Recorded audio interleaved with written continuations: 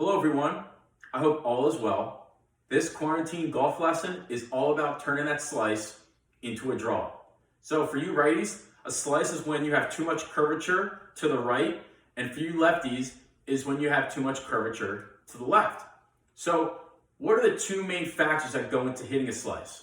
The first one is an open club face, and the second one is a over the top or outside in club path. So the first thing that we need to fix is that club face, because your club face has more of a determinant of where that ball is going to go than your club path. So what we're going to do to fix that club face is we're going to get a watch and we're going to get a card. So for you righties, put that watch on your left hand. For you lefties, put that watch on your right hand. So what you're going to do is you're going to put your watch on, you're going to get a card, and you're going to put it underneath your watch and on top of your wrist. So you can see kind of how I have this position right here. So what we're looking to do in the first part of the swing is this. When you take it halfway back, I want to see the face of the watch facing more towards the ground than towards the ceiling. If you get the face of the watch facing more up, you're going to have that club face really open.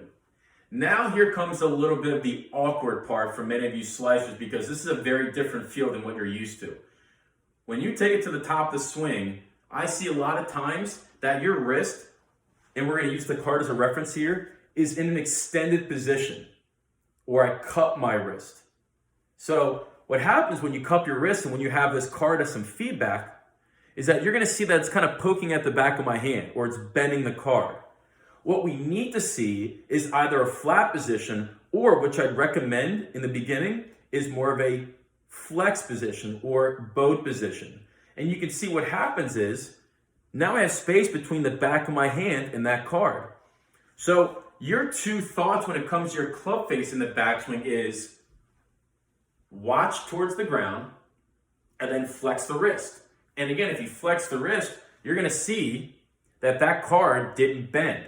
But if I extended it the other way, you're going to see the card bend. So again, a review of what causes what.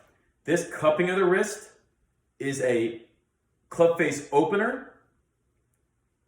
This flex position is a club face closer. And for you slicers, I need more of that at the top of your swing. So that was fixing the club face. So now let's take a look at what we can do to help improve our club path.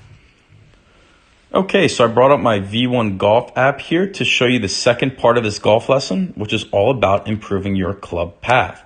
So very simple drill here. So what you're going to do is you're going to put your butt on the wall and then take your setup. Now your goal is to get your hands on the wall behind you. So the best way to do this is by creating a lot of hip turn. So what I'm going to do is I'm going to keep my butt on the wall, and I'm going to turn my hips as much as I like to help me get my hands on the wall.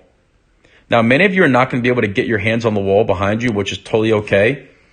All we're looking to do is produce more turn to help us create more depth.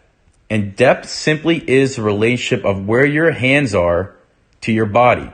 So if I drew a line down from where my hands are to the ground, you're going to see that my hands are positioned more behind my body.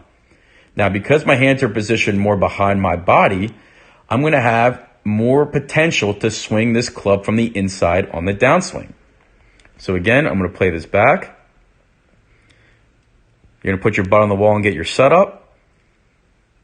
And you're looking to turn your hips to help you get your hands on the wall to create more depth. And again, that's going to help you improve your club path on the downswing.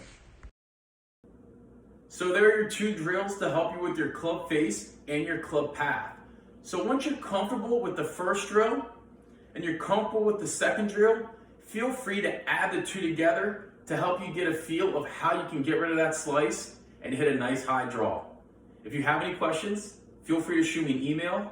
My email is niacono@cvgc.org.